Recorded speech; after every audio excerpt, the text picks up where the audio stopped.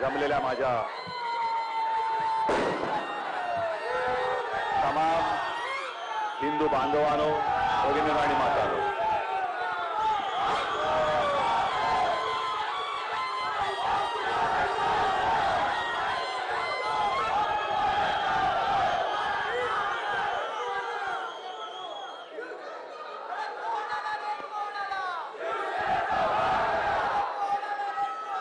खरं म्हणजे मला असं वाटतं की भाषण करण्याची आवश्यकता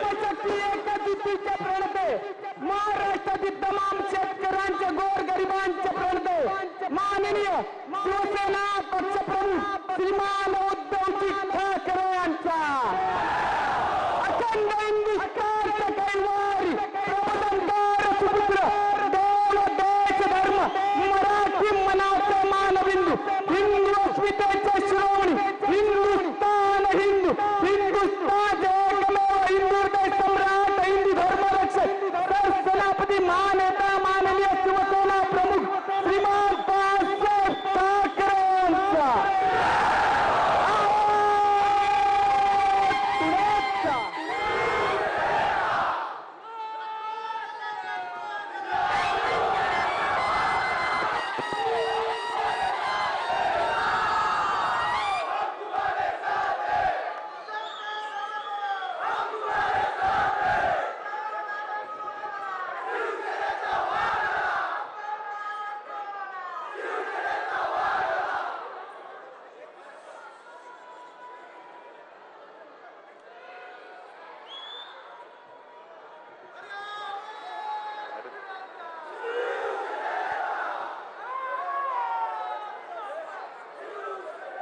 दहाला 10 मिनिटं येतं. आणखीन कोणी बोलू थोड्या वेळ?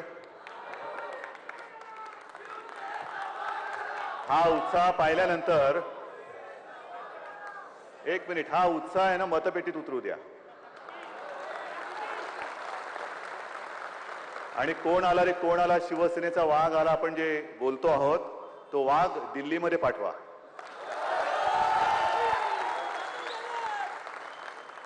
महाराष्ट्राचा दौरा सुरूच आहे आणि संपूर्ण महाराष्ट्रामध्ये एक तुफान आहे. म्हणजे त्याचं शब्दांकन करता येणं हे शक्यच नाहीये. सामनामधनं जे काय फोटो बघता आपण तो सभेचा एक भाग आहे. अशी चौफेर पसरलेली सभा हे सगळीकडचं आजचं दृश्य आहे. आणि प्रत्येक ठिकाणी हाच अनुभव येतोय. हा अनुभव पाहिल्यानंतर असं वाटतं की भाषण करायचं कशाला, तुम्ही ठरवूनच आलेला आहात. पण तरी सुद्धा थोडासा एक संवाद करणं गरजेचं असतं. प्रत्येक ठिकाणी वेगवेगळ्या आशा असतात, अपेक्षा, आकांक्षा. एक आपण पाहिलं असाल की मी म्हटलं स्वागत समारंभ वगैरे करायचा नाही, हार तुरे वगैरे घ्यायचे नाहीत. कारण सुरुवातीच्या काही सभांमध्ये घेतले, पण विदर्भ मराठवाड्याचा जेव्हा दौरा सुरू झाला तेव्हा मलाच लाज वाटायला लागली. आणि असं वाटलं की अरे समोरचे जे बसलेत शेतकरी संकटग्रस्त आहेत, दुष्काळातले त्यांचे प्रश्न तसेच आहेत, गारपीट झालेली आहे. आणि गारपीट म्हणजे अशी गारपीट की रक्त आटून जे पीक, सोन्यासारखं पीक त्यांच्या डोळ्यासमोर तरारलेलं होतं ते काही मिनिटांमध्ये जमीनदोस्त होऊन गेले. त्यांचं आयुष्यच उद्ध्वस्त झालेलं. कोण आहे त्यांना, वालीच कोण आहेत, राहता कोण नाही. आणि ते आपल्या समोर असे बसलेले असताना, अपेक्षेने बसलेले असताना त्यांच्या समोर आपण निर्लज्जपणाने स्वागत स्वीकारायचं, एवढा संवेदनाहीन मी काय काँग्रेस किंवा राष्ट्रवादीवाला नाहीये, होऊच शकत नाही. मोहन आज परत आलेला आहे. मोहन, खरं म्हणजे तू असा का वागला हाच एक माझ्या मनात प्रश्न होता. कारण अगदी सुरुवातीच्या काळापासून खरं एक आणखीन सांगतो की मोहन माझ्याहून वयाने मोठा आहे, तरी सुद्धा जे मोजकी लोक ज्यांना मी वयाने मोठे असून सुद्धा अरे तुरे करतो त्यातला मोहन एक आहे. आणि हे सगळे कट्टर शिवसैनिक. त्यावेळेला पोलिसांचा गराडा नव्हता, पण शिवसैनिकांच्या भरोशावरती मा काय आम्ही सगळे मुलं हे निर्धास्त असायचो. कारण शिवसेना प्रमुखांच्या भोवती हे सगळे मर्द सैनिक असायचे. फक्त झाली एक चूक झाली, आता त्याही मागे सुद्धा एकदा झाली होती, तेव्हा माने तुला परत आणला होता. ही सगळी भावना आजही माझ्या मनामध्ये आहे, हृदयामध्ये आहे. आणि मग काय होतं की बाकीचे कोण काय बोलतात बोलू द्या, पण आपली माणसं ज्या वेळेला लढायला उभे राहतात ना, तेव्हा खरंच एक यातना होते. आणि मागे शिवसेना प्रमुखांनी सांगितलेली एक किस्सा आहे. मोहन, तू बोललास ना शिवसेना तुझ्या रक्तामध्ये आहे, मग रक्ताचीच एक घटना सांगतो. शिवसेना प्रमुख मागे बोलताना एकदा बोलले होते की एक मराठा सरदार होता, लढवय्या, शूर, म्हणजे त्याच्यासारखा वाघासारखा वाघ तो सरदार असा होता. त्याचं नाव कदाचित बोलता बोलता आठवेल मला. पण असं म्हणतात की एक दिवस तो सरदार दाढी करायला बसलेला आणि नावी त्याची दाढी करत होता, हातामध्ये वस्त्र घेऊन. बोलता बोलता सरकन कापलं गेलं आणि एक थेंब रक्त आलं. रक्त आल्यावरती तो एकदम घाबरला. तो नावी होता, तो म्हणाला, अरे काय म्हणे तुम्ही सरदार, एवढे लढवे म्हणता, सैनिक म्हणता, रक्त सांडलं तरी परवा नाही म्हणता, आणि जरा कुठे वस्त्रा लागलं, एक थेंब रक्त आलं तर एवढे बाचकता, म्हणे एवढे घाबरता, काय तुम्ही मरता. ठीक आहे, सरदार काय बोलले नाहीत. दाढी झाली, बरोबर बघितली झाली की नाही गुळगुळीत. मग म्हणाले, काय रे, एक थेंब रक्त आलं म्हणून घाबरला म्हणतो, ये इकडे. बाजूला मावळा होता, त्या मावळ्याला सांगितलं, अरे एक भाला आण. तुला सरदार भाला कशासाठी, उभा राहा म्हणे जरा. उभा केला, पाय दाखव तुझा. पावलावरती त्याचे पाऊल ठेवलं असं आणि भाला घेऊन खसकन असा मारला की दोन्ही पावलांच्या आरपार भाला गेला. तो नावी जो होता तो बोंबला लागला, हो सरदार हे काय करताय तुम्ही. त्याला बघ म्हणे, हे मराठ्याचं रक्त आहे, लढताना सांडलं ना, देशासाठी सांडलं तर परवा नाही, पण दाढी करताना वाया जाऊ देणार नाही मी. दाढी करताना नाही मी वाया जाऊ देणार. तसं मोहन तुला मी सांगतो, अरे ज्या वेळेला विरोधक वार करतात ना, करू देत. विरोधक जेवढे किती अंगावर येतील तेवढे येऊ दे, त्यांना सगळ्यांना मी छातीवर झेलेन आणि तुमच्या सोबतीने ते वार मी परतवून टाकेन. पण आपला माणूस ज्या वेळेला वार करतो ना, हातामध्ये बोथट वस्त्र असलं तरी त्याच्या यातनं हे जास्त असतात. आणि मग हे करतोय कोणासाठी, कशासाठी हे व्रत घेतले, कशासाठी आम्ही वसा घेतलाय, कशासाठी हा वारसा स्वीकारलेला आहे, कोणासाठी लढतोय. आज एकूण जे काय दृश्य दिसतंय तुम्हाला देशामध्ये, संपूर्ण देशाचा मगाशी अरविंदनी पाढा वाचला. एक एक गोष्टी अशा तुम्हाला सांगतो की कधी आपल्या देशाची ही 15वी लोकसभा, 16वी लोकसभा, 17वी लोकसभा, 20वी, 25वी, 50वी, इतके वर्ष आपण लोकसभा लढतो आहोत, पण तरी देखील साधे सुरे अजून प्रश्न आपले सुटत नाहीत. कशासाठी निवडणूक लढवायची, कोणासाठी लढवायची आणि कोणाला दिल्लीमध्ये पाठवायचा, ह्याचा तरी आपण कधी विचार करणार आहोत की नाही. मुंबईचे जे काय प्रश्न आहेत ते आहेतच, शेतकऱ्यांचे प्रश्न आहेतच, सैनिकांचे प्रश्न आहेतच, कामगारांचे प्रश्न आहेतच. पण ज्या वेळेला मी वृत्तपत्र वाचतो, एकेकांचे प्रश्न वेगळेच असतात. जेव्हा प्रचारासाठी उमेदवार घरोघरी जातात तेव्हा प्रत्येक जण आपापले प्रश्न मांडत असतात. आणि प्रश्न कसे असू शकतात. हरियाणामधली एक छोटीशी मी बातमी वाचली. सर्व पक्षांच्या उमेदवारांना एक मोठा प्रश्न पडलेला आहे तिकडे. आपण काय म्हणतो की आमच्या उमेदवारांना बहुमताने निवडून द्या. हरियाणामध्ये एक जो विभाग आहे तिकडे ते लोक म्हणतात, मतदार म्हणतायत की पहिले आम्हाला बहु द्या, मग आमचं मत घ्या. ह्याचं कारण हरियाणामध्ये महिलांची संख्या एवढी कमी आहे की प्रत्येक जण म्हणतोय की पहिले मेरे घर में बहु आने दो. बहुच मिळत नाहीये. आता बहुमताने निवडून कसं देणार, बहु आले तर बहुमत देतील. आणि असे हे सगळे विषय बघितल्यानंतर खरंच प्रश्न पडतो की नेमकं करायचं काय. काल परवाकडे महाराष्ट्राच्या दौऱ्यात होतो आणि मग टक्के टोंडपे सगळे असतात. कोण टोले मारतं, मग त्याच्यावरती आपण टोला मारायचा. चिखलफेक तर होतच असते. आणि चिखलफेक होत असताना बऱ्याचदा असं वाटतं की अरे मूळ जो काही गाभा आहे, मूळ जो काही प्रश्न आहे तो कुठेतरी भरकटतोय आणि फक्त हे थातूर मातूर आरोप प्रत्यारोपावरती ही सगळी निवडणूक चालली की काय अशीच वाटायला लागते भीती.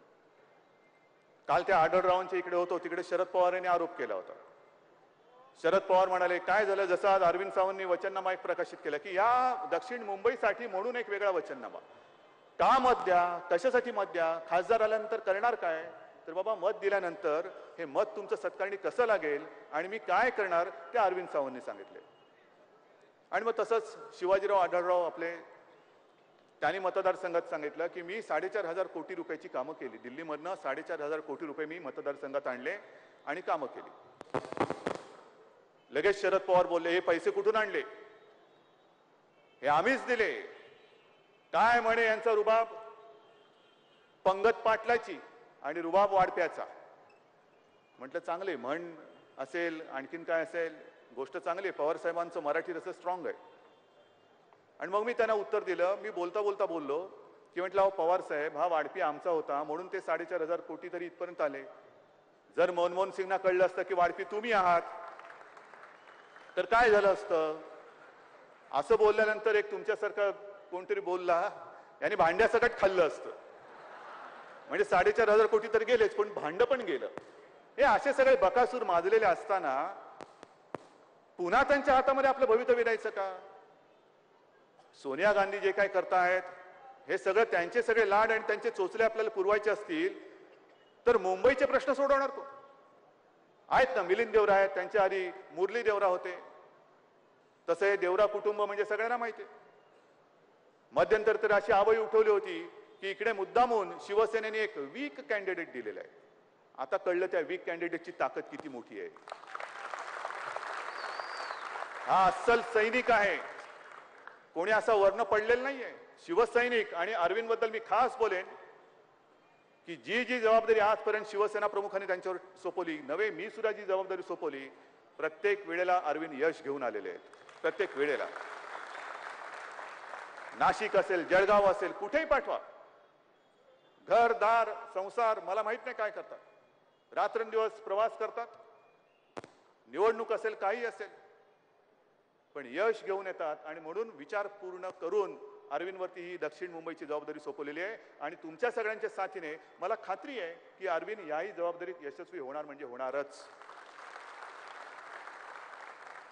पूर्णपणे होणार. आणि हे सगळं झाल्यानंतर मुंबईचे साईच्या साई खासदार आपले आले पाहिजेत. महायुतीचे साईच्या साई खासदार येणारच, आणणारच. कारण गेली जी काय टर्म झाली, एक सुद्धा आपला खासदार नव्हता मुंबईचा. मुंबईचा एकही खासदार दिल्लीमध्ये नव्हता. मुंबईचा प्रश्न उचलणार कोण? उठवणार कोण? बरं, सरकार त्यांचं, खासदार त्यांचे. आपले जे कोणी खासदार होते, म्हणजे राज्यसभेचे खासदार असतील आणि इतरत्र निवडून आलेले खासदार होते, बोल बोल बोलायचे, बोंबल बोंबल बोंबलायचे, मुंबईबद्दल आरडाओरडा करायचे. मुंबईचा आवाज हा शिवसेना आणि भाजपाच्या खासदारांनी जेवढा तिकडे बुलंद केला तेवढा काँग्रेस किंवा राष्ट्रवादीच्या खासदारांनी केलेला नाहीये. अजिबात केलेलं नाही. आणि मग प्रश्न हाच येतो की का म्हणून आपले खासदार पाठवायचे? एक तर आपलं सरकार येते, आपल्या सरकारमध्ये आपले खासदार असलेच पाहिजेत. आणि मुंबईचे जे काही प्रश्न आहेत, खास मुंबईचे जे प्रश्न, आपल्याला सगळ्यांना कल्पना असेल नसेल मला माहित नाही. आपण आपल्याला स्वतःला मुंबईकर म्हणतो. मी मुंबईकर आहे, मुंबईकर. पण त्या मुंबईच्या मागे कर आहे. तो कर किती भयानक आहे याची तुम्हाला कल्पना आहे? संपूर्ण देशाचा जर का आढावा घेतला तर संपूर्ण देशातून जितका महसूल दिल्ली सरकार गोळा करतं, किमान 37 ते 40% कर एकटी मुंबई देते. एकटा मुंबईकर म्हणजे सगळे तुम्ही लोक देत आहात. एकटी मुंबई. आणि महाराष्ट्रावरचे 4% देतो. या वर्षी जवळपास 1.5 लाख कोटी रुपये मुंबईने दिल्लीच्या तिजोरीत टाकलेले आहेत. माहिती आहे तुम्हाला? घाम गाळ गाळ गाळायचा, मर मर मारायचा, कष्ट करायचे, सगळी बंधनं, महागाई वाढते, सगळं वाढतंय, कर सुद्धा वाढतायत. कर नाही भरला तर पाठीकडे इन्कम टॅक्स वाले आलेत. सेल्स टॅक्स आहे, हा टॅक्स आहे, तो टॅक्स आहे. पण एवढा प्रचंड कर तिकडे दिल्यानंतर खरोखर दिल्लीतनं तुम्हाला काय मिळतं? परत अर्थसंकल्प मांडला गेल्यानंतर, रेल्वे बजेट मांडलं गेल्यानंतर आपण टीव्ही लावून बघतो की अरे काहीतरी मिळेल, मुंबईला मिळेल, महाराष्ट्राला मिळेल. काही मिळत नाहीये. नुसतं प्रत्येक वेळेला तेच आणि तेच. मुंबईच्या तोंडाला पानं फुसली. एक सुद्धा रेल्वे गाडी नवीन नाही, रेल्वेचे रूळ नाहीत, मार्ग नाहीत, काही नाही. मुंबईसाठी, महाराष्ट्रासाठी काही नवीन काही भरीव योजना दिले, काही करायला तयार नाही सरकार. बरं, साधा माझा प्रश्न आहे, मला माहिती आहे तो होणार नाहीये, सोडवला जाणार नाही. पण यावर्षी 1.5 लाख कोटी रुपये आपल्या मुंबईने दिल्लीला दिलेले आहेत. दिल्ली सरकारला. आपल्या राज्याच्या डोक्यावरती 2.5 लाख कोटी रुपयाचं कर्ज आहे. 2.5 लाख कोटी. मग सोपा विषय आहे. फक्त 2 वर्ष आम्हाला आमचा टॅक्स परत द्या. 2 वर्ष. 1.5 लाख, 1.5 लाख, 3 लाख कोटी आपल्याला मिळतील. 2.5 लाख कोटीचं कर्ज माफ करून वरती 50 लाख आपल्याला मिळतील. पण हे होणार नाहीये. पण बोंबळणार कोण आहे की नाही? का माझ्या मुंबईचा, का माझ्या महाराष्ट्राचा आवाज त्या दिल्लीमध्ये बुलंद करणारे एक सुद्धा यांच्यापैकी मर्द तिकडे का गेलेलं नाही अजून? आणि शरद पवारांना सुद्धा मला विचारायचंय, पृथ्वीराज चव्हाणांना सुद्धा मला विचारायचंय. पृथ्वीराज चव्हाण तर काय तिकडनं आलेलं पार्सल आहे. आता त्या बारूनी काहीतरी त्यांचं तो बारूद लावून त्यांचं चांगलं स्फोट केलेलं आहे. आजपर्यंत त्यांनी असं म्हटलं की ज्या काही गुपित गोष्टी होत्या त्या दरवेळेला पृथ्वीराज चव्हाण लीक करत होते. आणि अशीच जर काही तिथली मांडणी असेल, भले तुम्ही इकडनं तिकडे दिल्लीत गेलात, गल्लीमध्ये दादागिरी करता आणि दिल्लीमध्ये जाऊन चाटुगिरी करता तुम्ही. ही गल्लीत दादागिरी आणि दिल्लीत चाटुगिरी, आणि तरी म्हणायचं की आम्ही मर्द आहोत. काय आहे, शिवसेनेला गलती लागलेली आहे. ही येऊन बघा ना, इकडची सभा जी आहे, पलीकडचा समुद्र मोठा की हा समुद्र मोठा?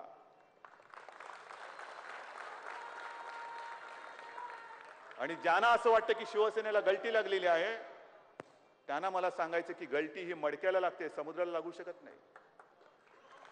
समुद्राला नाही लागू शकत गलती. अरे तुफान एकदा उसळल्यानंतर तुम्ही ज्याला गलती म्हणता ना, ते कदाचित 2-4 थेंब उडाले असतील, तुमच्या तोंडात पडले असतील, खारट झाले तरी गोड मानून तुम्ही घेतले, पण त्यातला एक परत आजलेला आज. याचं कारण तो राहू शकत नाही तिकडे. जो कट्टर शिवसैनिक आहे तो भगव्याला सोडून जाऊ शकत नाही, अजिबात जाऊ शकत नाही. आणि जो मर्द आहे त्याच्या हातामध्येच शिवसेनेचा, शिवरायाचा भगवा शोभतो. आणि आजही मी सगळ्यांना सांगतोय की जे मर्द असतील त्यांनी शिवसेनेत राहावं, नामर्द असतील त्यांनी चालतं बाबा काँग्रेसमध्ये जा, तर राष्ट्रवादीमध्ये जा, मला नाही परवा आहे. कारण लढाईला जाताना सोबत मर्द पाहिजेत. नामर्दांची फौज जर का घेऊन गेलात तर मग शिवसेनेत आणि काँग्रेसमध्ये फरक तो काय? ही जी काय फौज आहे ती मर्दांची फौज आहे. नामर्दांना इकडे थारा नाही. जे कोणी असतील ते अजूनही चालते वा, जा, निघून जा, मला गरज नाही तुमची. पण आमची लढाई फार मोठी आहे. मुंबईचे प्रश्न सोडवायचे. मुंबईचे कितीतरी प्रश्न आहेत.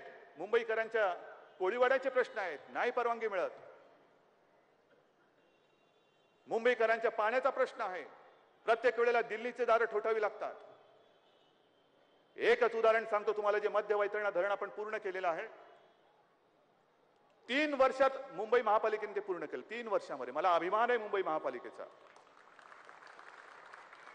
संपूर्ण जगामध्ये जर का क्रमवारी पाहिली तर वेळेत काम पूर्ण करणारी मुंबई ही 9वी आहे त्या धरणाच्या बाबतीमध्ये. स्वतःचं धरण बांधणारी मुंबई महापालिका कदाचित देशातली एकमेव महापालिका असेल. 3 वर्षात धरण बांधून पूर्ण झालं, पण दिल्लीची परवानगी यायला 10 वर्ष लागली. 10 वर्ष.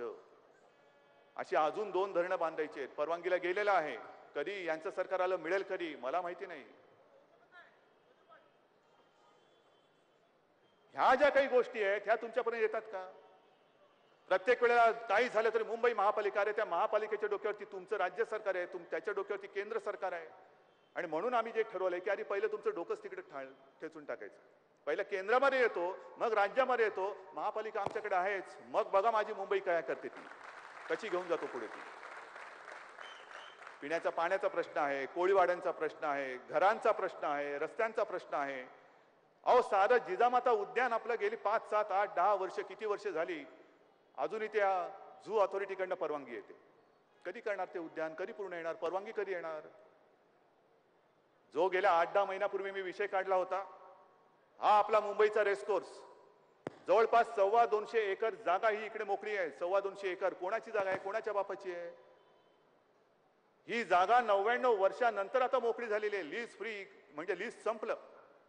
आणि मग माझ्या मनामध्ये विचार आला, मी रेसकोर्सच्या विरोधात नाही, पण रेसकोर्स ज्यांना पाहिजे त्यांना आपण मुंबईच्या बाहेर जागा देऊया. करा तिकडे आणखीन ह्याच्या डबल रेसकोर्स करा. जे कोण रेसचे चाहते असतील, शौकीन असतील, जावं त्यांनी तिकडे. पण ही जागा माझ्या मुंबईची आहे. मुंबईकरांना ती जागा मिळाली पाहिजे. नाहीतर इकडे माझ्या माय भगिनी आलेल्या आहेत, सगळे बांधव आलेले आहेत. एक तरी मला जागा तुम्ही सांगा की कुटुंबिया समवेत दिवस जर का आपला मुंबईत घालवायचा असेल तर आपण कुठे जाऊ शकतो? आहे जागा कुठे? आणि मग कुठे अशी जागाच नाही, मग मुलं कुठे पब मध्ये जा, बार मध्ये जा. इकडे तिकडे कुठे रेस्टॉरंटमध्ये जा, जास्तीत जास्त काय तर मॉलमध्ये जा. का मुंबईला अभिमान वाटेल, देशाला अभिमान वाटेल, जगाला अभिमान वाटेल, केवळ मुंबईकरच नव्हे तर संपूर्ण जगातले पर्यटक येऊन ते उद्यान बघतील असं उद्यान आपण का करू शकत नाही? ही द्या ना, ही केंद्राची सत्ता द्या, राज्याची सत्ता द्या, मी तुम्हाला करून दाखवतो तिकडे उद्यान. मी दाखवतो, तुम्हाला अभिमान वाटेल, अरे काय यांनी केलं. नुसतं आपण दरवेळेला परदेशात काय चाललेलं आहे, अरे चालले चालले जाऊ दे ना, माझ्या देशात काय करायचं ते पहिलं बोल ना. इतिहासामध्ये रमायचं नुसतं, वर्तमानात काही करायचं नाही आणि भविष्यात काय होईल त्याची काळजी कशाला करायची. आज तुमच्याकडे हातामध्ये वर्तमान आहे, ते वर्तमान पत्र नव्हे. तर आजचा दिवस जगा आणि उद्याच्या पिढीला तो जगायचं कसं हे शिकवणार आहात की नाही तुम्ही? या अशा काही गोष्टी जर का करायच्या असतील तर मला वाटतं हे दिशाहीनतेने पुढे जाऊन चालणार नाही. आहे ना, मी तुम्हाला दाखवतोय, आम्ही नरेंद्र मोदींचं नाव विचारपूर्वक जाहीर केलेलं आहे. तुम्ही सगळे करता ना रे मोदींचा आणि अरविंदचा प्रचार? अगदी उघड करा, काही चोरून मारून करण्याची गरज नाही. कारण आपण उघड पाठिंबा दिलेला आहे आणि भारतीय जनता पक्षाने सुद्धा तो मान्य नव्हे आपल्याला बरोबर घेऊन त्यांचं नाव जाहीर केलेलं आहे. त्याच्यामुळे असं काही नाही की तू मान न मान मै तेरा मेहमान. आपल्याला मान देऊन त्यांनी नरेंद्र मोदींचं नाव जाहीर केलंय, हे विशेष आहे, हे विशेष आहे. आणि मग आम्ही जे सांगतो आहोत, आपण जे सांगतो आहोत की नरेंद्र मोदी आमच्याकडे सत्ता आल्यानंतर मोदी पंतप्रधान होतील, मोदी पंतप्रधान झाल्यानंतर देशामध्ये या गोष्टी घडतील, या राहतील, या जातील. आणि मग पलीकडे जे असतील, काँग्रेस आहे, राष्ट्रवादी आहे. म्हणजे एका प्रश्नाचं मला उत्तर द्या, जर का तुम्हाला असं दाखवलं एक चित्र की समोर सुंदर रस्ता आहे, बगीचा आहे, कारंजी आहेत, पक्षी आहेत, फुलपाखरं आहेत, हे एक दृश्य आहे आणि इकडे वळवल्यानंतर पूर्ण काळोख आहे आणि तुम्हाला सांगितलं दोघांपैकी एका ठिकाणी जा, कुठे जाल तुम्ही? आणि काळोखात तुम्हाला सांगितलं अरे हा काळोख आहे पण ह्या काळोखात त्याच्यापेक्षा जास्त चांगलं आहे, जाणार तुम्ही? जे समोर दिसतंय ते दिसतंय, मोदी दिसताय, तुमच्याकडे पंतप्रधान कोण, इथूनच पहिली सुरुवात आहे. आणि पंतप्रधान पद समजा एक क्षण आपण विचार करूया, असा होणार नाही पण दुर्दैवाने झालं की काँग्रेसचं सरकार अर्धमुर्ध का होईना परत आलं. मुलायम सिंग पंतप्रधान झाला, लालू पंतप्रधान झाला, देवेगौडा सारखा माणूस. म्हणजे पहिल्यांदा मला तरी कळलं की देवेगौडा हे माणसाचं नाव असू शकतं आणि या नावाचा माणूस असू शकतो आणि हा माणूस पंतप्रधान होऊ शकतो. काय कोणाला कशाला काय पत्ता नाही, कोणाचा पायपोस कोणात नाही, कोणतरी पकडायचा आणि द्यायचा करून. तसा आम्ही काय हा चहावाला नाही पकडलेला की कोणीच नाही, मग काय होतो दिसला चहावाला त्याला केला पंतप्रधान, असं नाहीये. आम्ही जे काही करतो ते पूर्ण विचाराने करतो आहोत. पण जर का काँग्रेसचं सरकार अर्धवटपणाने आले, सगळे अर्धवटराव निवडून आले आणि त्यांना मुलायम सिंगच्या पाठिंब्याची गरज लागली तर माय भगिनींना विचारा की तुम्ही या देशात सुरक्षित राहू शकाल का? जो मुलायम सिंग सांगतो आणि हाच तो मुलायम सिंग. कदाचित कोणीतरी विसरला असेल पण मी नाही विसरणार. ज्या वेळेला आपले कार सेवक तिकडे गेले होते त्यांना गोळ्या घालणारा हा निर्गुण नराधम हाच तो मुलायम सिंग. गोळ्या घालून त्यांनी ठार मारलं. दरवेळेला गोधरा तुम्ही करता ना, अरे मग गोधरा जर का तुम्हाला चालत नसेल तर मुलायम सिंग ज्याने आमचे कार सेवक मारले त्या मुलायम सिंगचा पाठिंबा तुम्हाला कसा चालतो? आणि नुसत्या गोळ्या घालून तो थांबला नाही, गोळ्या घातल्यानंतर सुद्धा ज्यांच्यामध्ये धुगधुगी होती त्यांच्या पायामध्ये धोंडे बांधून त्यांनी शरीर नदीमध्ये त्याने बुडवून टाकणारा हाच तो नराधम मुलायम सिंग. आणि तो मुलायम सिंग अजूनही वळवळ त्याची थांबत नाहीये, मस्ती उतरत नाहीये. तो मुलायम सिंग म्हणतोय की लडके तो लडके होते हैं, बलात्कार केला तर त्याला फाशी कशाला? फाशी कशाला? आमचं सरकार आलं तर आम्ही कायदे बदलून टाकू. अरे एक तर तुझं सरकार येत नाही, पण जर का आलं तर काय होईल? नुसत्या माय भगिनी नाही, आपल्याला सुद्धा विचारतो मी, आपलं कुटुंब सुरक्षित राहील का? पुढच्या पिढ्या आपल्या सुरक्षित राहतील का? कारण हे सगळे नाचलेले कुजलेले विकृत मनोवृत्तीची लोक जर का तिकडे बसली ना तर जशी विक्रांत यांनी भंगारात काढली तसा हा संपूर्ण देश विकल्याशिवाय आणि भंगारात काढल्याशिवाय. झी 24 तास रहा एक पाऊल पुढे.